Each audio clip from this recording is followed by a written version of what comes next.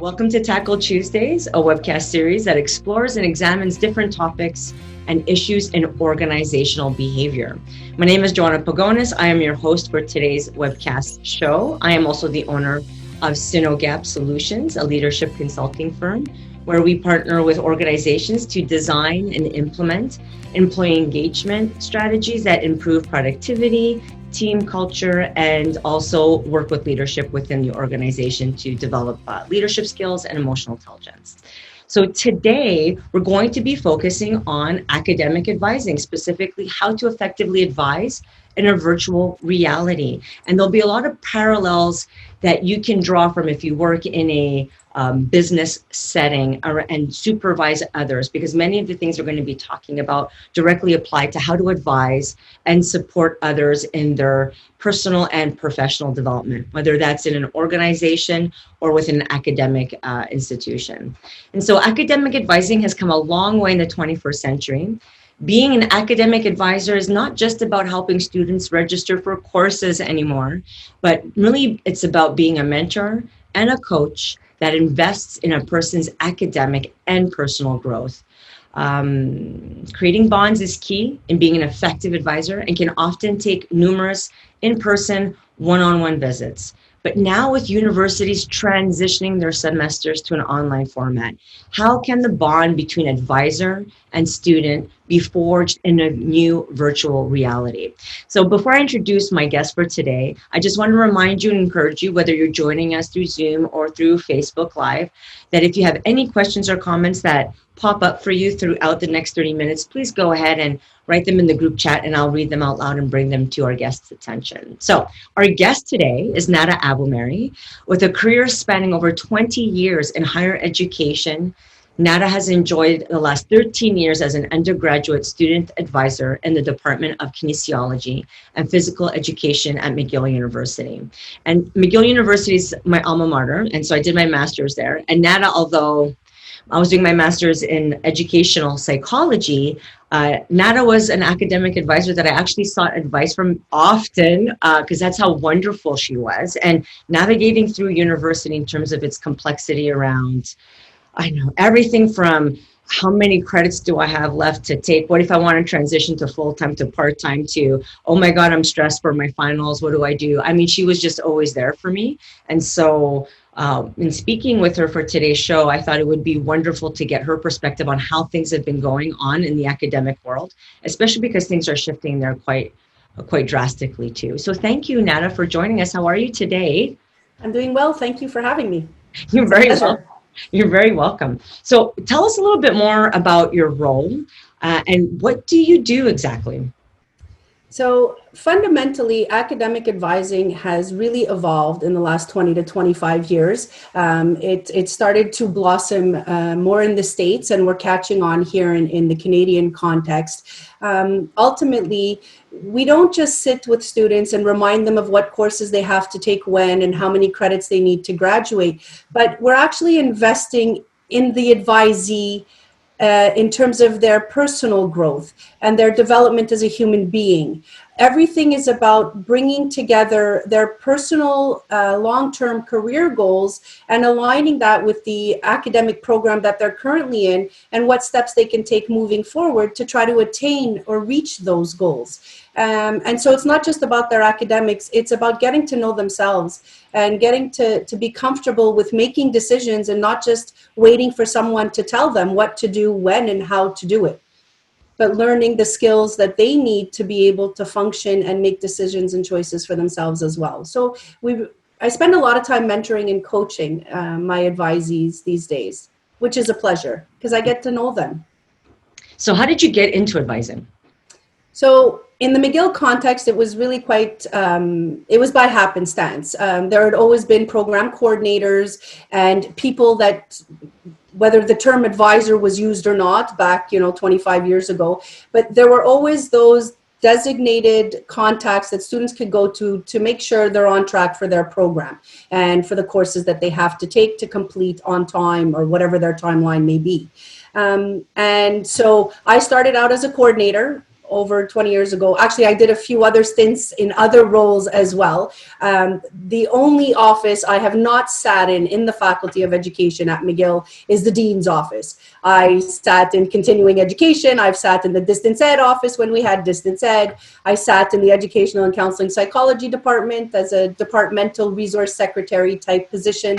And then I grew into the role of a graduate program coordinator in another department, which led me to where I am today as the advisor in the Department of Kinesiology and Physical Education, where I play a more active role in spending time getting to know the students and helping them figure out their path, the one that's right for them. So how did you develop rapport? What were some of the strategies that you used to develop rapport and to support students pre-COVID-19? So the easiest way was to just hold drop-in advising hours. As a one-person show, when I first started out in the department, with minimal secretarial support or coordination support, rather than have students contact me to schedule appointments, I would just block off hours every day, anywhere from 2 to 4 hours a day, and just be sitting in my office waiting for them to drop in. And so I called it drop-in advising. And it was a bit foreign at the beginning. Students were kind of hesitant. But then once they started to see lines growing outside my door, and people leaving my office smiling or laughing while waiting outside my door, I think it encouraged those students who were unsure about whether they could approach me, whether they could just knock on my door and say, "Hi, I have a really quick question," or oftentimes telling by their physical nonverbal cues that they needed to talk to me about something a little more serious. And so having a private office, for a little while I shared an office space with someone else, but it became quite evident that as an advisor, confidentiality is really important, and students needed to feel like they had the freedom to speak without being overheard or interrupted. And so having my own office with a closed door made that possible, especially with the drop-in. And that grew into word of mouth and students hearing, "Oh yeah, just go by Nada's office. It's not a big deal. Don't worry about it." And then one of my proudest achievements is making my office space feel welcoming and feel truly like a safe space, that it is somewhere they could come to talk about just about anything with me. And so I inherited a black wall, partially black wall, so I kept it and got some chalk and asked students to write messages on the wall. And one of the first message, actually the first message written by a student in big bold letters was "safe space." And so, you know, having little messages there, getting sofas, you find what you can in a university. You don't go looking, it's, "Oh, it's there, I'll take it." So, you know, trying to make it feel like a comfortable space that they don't have to sit and feel all buttoned down and, "Oh my gosh, I have to be serious," but I can go in and sit on the sofa and have a conversation with someone who understands the university environment, understands what I may or may not be thinking and what I should be thinking about if I'm missing something. So those were the tools I used to encourage and build my relationships with the students. Yeah, I think that sounds wonderful because it reminds me when I was in university, and I always felt like, first of all, most of the time we didn't even know who our academic advisor was. And then when we did know where they were, sometimes, like you said, they weren't in a private space. They were kind of in a cubicle situation where they were sitting with other people. And I always felt like I was disturbing them. You know, when I finally found out who it was, I didn't know really how to leverage their expertise to use it to my advantage. And I was actually a little bit nervous about going to speak to them. That's one of the reasons why I came to you more often than not. So to hear that you're doing these things is wonderful, because it also makes me think that that's something that supervisors should be thinking about as well, right?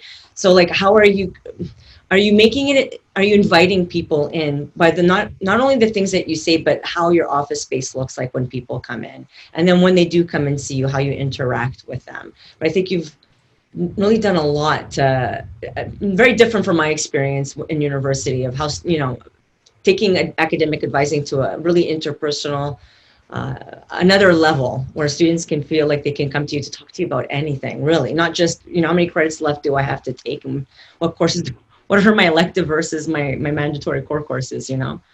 And that's been the important thing. Another reality of the physical space that I inhabit is I have no windows, so I have no daylight. So what I chose to do was, being a mom, I have 3 children.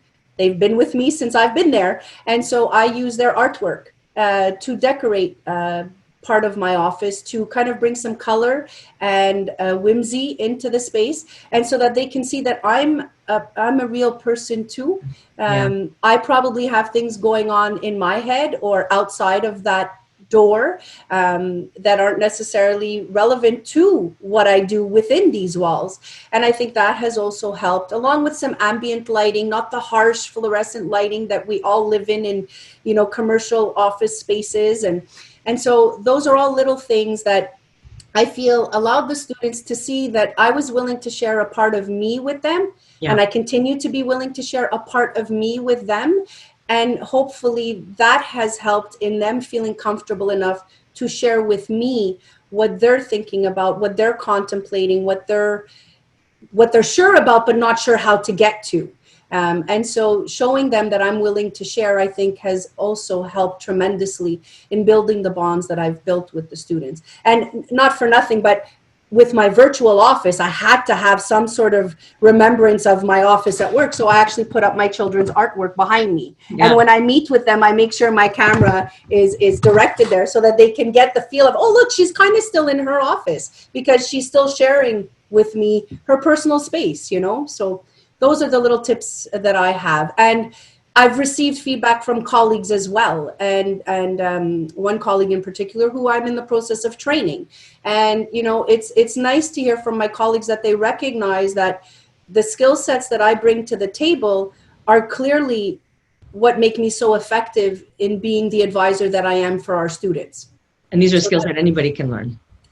Exactly. And they're transferable to many different positions, many different roles. Ultimately, we're all human beings, so we're all trying to create interpersonal relationships so that we can all be more efficient and effective and enjoy our day and our journey.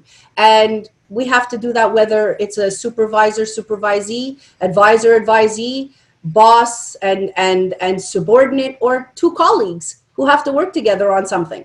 So perfect, because I'm like, I think, yeah, I think I've seen supervisors become so much more effective. And I say effective, meaning effective at leading their team and achieving organizational targets, goals, whether it's to increase profits, whether it's to make better connections with the community or provide better services to the community. What are some of the success stories that you've seen from your students?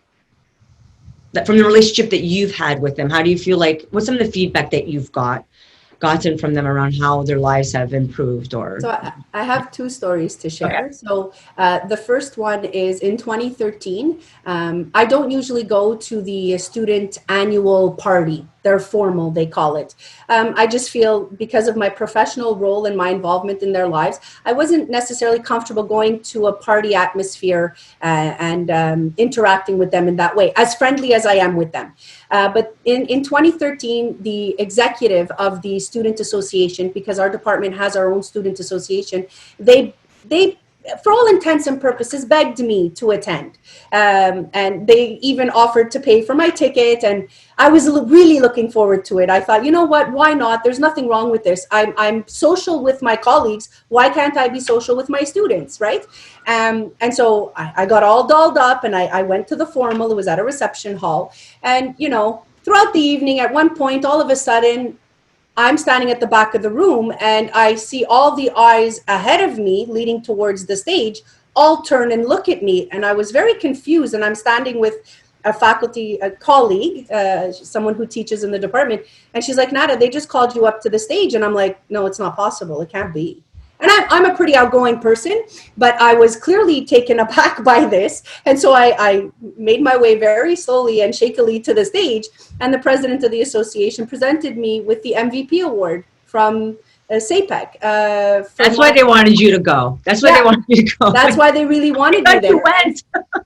Yep. So they presented me with this pretty gold papered certificate. They all signed it, and there's a beautiful message on it. It's actually framed and on my wall in the office, and it reminds me of the impact that I have on students' lives as their advisor. And I was so touched. It's rare that I have nothing to say. Needless to say, I was speechless. So I just turned into Chris's shoulder, and he's a good 6 inches taller than me, and I just started to cry. So it was a very touching, moving moment, and one that I will never, ever forget. And whenever I'm feeling down or discouraged, I just need to look up at that certificate, and it reminds me of what I'm there for, and what my whole purpose is that I want to make a difference in someone's life, and I truly do, even if it's just one person.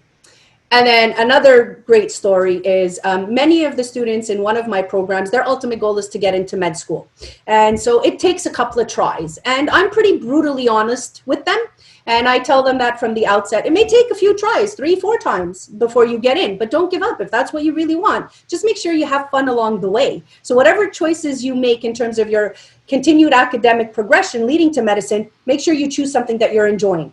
Well, 2 students got into med school in Alberta, and they arrived in front of the med school doors, and there's a statue there, and they took a picture of the 2 of them and they posted it to Facebook. I only become friends with my students after they've graduated on Facebook, and so they posted the picture and they tagged me and they said we couldn't have made it here without Nada. So, you know, those are the moments you hold on to. Yeah. Oh, that's wonderful. And thank you for sharing that, because I want people to understand that when you develop a relationship with someone, you can have your boundaries. Like you said, you have yours. I'm friends with them on Facebook after they graduate, but when they're my students and I support them, I do what I can to make them feel like they're important, and I develop a relationship with them. There's nothing wrong with that.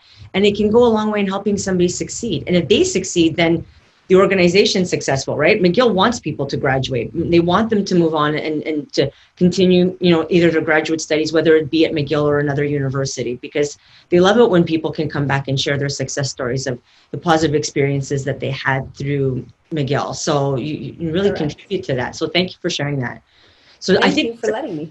Yeah. Well, something that's on my mind, may be on our viewers' mind too, is so the way you developed rapport with them and relationships with them and supported them pre-COVID makes sense. And I think there are great takeaways that anybody can really do to create that space in their offices, especially when they're wanting to develop a good relationship with their employees. But what are some of the challenges that you're facing now? Like, what's life been like after COVID? And if you can talk to us a little bit about the organizational climate within McGill, and what are some of the things that are happening at McGill because of COVID, and how has it impacted you, and what does that mean for the future for you in academic advising and for students? So I have to say, McGill was very proactive from day one. When the province announced the shutdown, they were on board. They encouraged us to do whatever we could and function as best we could remotely. They supported us in having to work remotely from home. And so that was helpful. On top of that, it came at a time of year when offers of admission had started to go out. Newly admitted students were finding out that they were being admitted to McGill. And the normal events that we held on campus could no longer be. They couldn't take place. And so fortunately, our recruitment team and our admissions team and enrollment services, they searched and they found a way to put on a virtual fair for all of the newly admitted students. And they reached out to all the faculties, all the departments, anyone who plays a role in student affairs, student advising, undergraduate, as well as graduate, if, you know, we wanted to attend and be a part of this virtual fair. So that was the first major large-scale event that I took part in. They were virtual booths. Education was one of them. Education had its representatives, I being one of them. What I chose to do is take it a step further. I didn't just use the booth and the platform that they had selected to communicate with these newly admitted students who had questions before they accepted their offer. I chose to hold a Zoom session, meaning within the time frame of this fair, I set aside an hour where these newly admitted students could come into the Zoom meeting, hear me give a quick spiel, and then ask me any questions they wanted. And I felt that giving them that opportunity to verbalize their questions and hear my voice and see my face, rather than just ask me a question in a chat, in a virtual booth, I think that helped build my connection with my newly admitted students, because they're not going to get to see the drop-in advising. scenario or my office until we're allowed back on campus. So that was how I was able to start building a relationship with my newly admitted students and encourage them to contact me if they had further questions, and scheduled one-on-one Zoom meetings with them. With my returning students, it was a matter of how fast can I learn a software? And Zoom seemed to be the one of choice. It was quick to learn. I'm a bit of a techno dummy. I'm not shy to say it. My kids make fun of me all the time for it. And I found Zoom very easy. So I actually held a full advising session for my returning students in anticipation of registration opening for them, and one for each of the programs so that students could just come in. And it allows a large number of people to attend, and I felt I could manage the questions. I had a colleague and a student who partnered with me to be there to help me manage the chat in case it became too much, and answer questions if it was from a student perspective. So what I've done over the years, and was able to do with these online advising sessions, is I brought a student along with me. I've been very fortunate because of the bond and the relationship I've built with students. I'm able to kind of reach out and ask, would you be willing to help me out? Would you be a volunteer for me, and kind of work with me and be there to give the student perspective, whether it be to a newly admitted student, a prospective student, or a returning student, and you're a more senior student. So those were very helpful. And then it was just a matter of promoting to my student population via email that Nada's here, just you're going to get to see me via your monitor rather than in my office. So please don't be shy. This is the procedure to schedule a Zoom advising session with me. And I got on that as fast as I possibly could. I was holding advising sessions as early as April. I even had one student that I had been in almost weekly communications with prior to COVID. Once we got all settled, the first 2-3 week frenzy, I reached out to that student and said, do you want to go back to a weekly check-in? We can schedule Zoom, for as long as you need. So I was able to, with my current students, get back to what they were used to in terms of getting access to me, just in a different format. And it was taking advantage of what I had available to me by McGill. And Zoom was something they made available to us very early on. The concerns about hackers were put to rest because McGill actually made sure that when they bought the licensing, they worked with Zoom to put as many safeguards in place as possible, because obviously as an advisor, my conversations with students are confidential.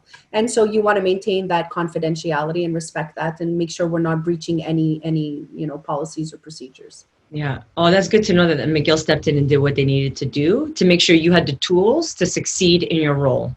Yeah. So the biggest obstacle has been, how can I get them to schedule advising appointments with me, instead of emailing back and forth to find the right time during the time frame that I've announced. So I'm still working on that. Again, that has to do with McGill wanting to ensure that whatever software or platforms we use meet their safeguards, their cybersecurity requirements. And so, it's taking a little longer, but in the meantime, emails back and forth, no, this time doesn't work, or be specific. I've given you a window of 2 hours. You tell me within those 2 hours, give me 2 or 3 options right off the bat so I can tell you which one works for me. This way to try to diminish the back and forth. Right. Yeah. Those have been my tricks. Well, some of the things you said were really interesting. Like you did an onboarding session really for the new students, and you didn't just function within the parameters that were given to you. You found a way to still create a connection with them, albeit be it virtually. So that was good. That you actually even brought a student on board. So almost like as a mentor. You were mentoring them, but they acted as a mentor for the other students that were there too, which was really good. It just makes me think like these are things that companies can do when it comes to onboarding new employees, or periodically to check in with employees if there's something really new that's being rolled out. Like you said, you didn't only do it with new students, you did it with returning students as well. Like this is the new world that we're going to be in. This is how we're going to function through it. And this is how I can still support you. And that sometimes you have weekly check-ins with your students. I didn't know that. That's really good. Yeah. There are some students who need a little bit more.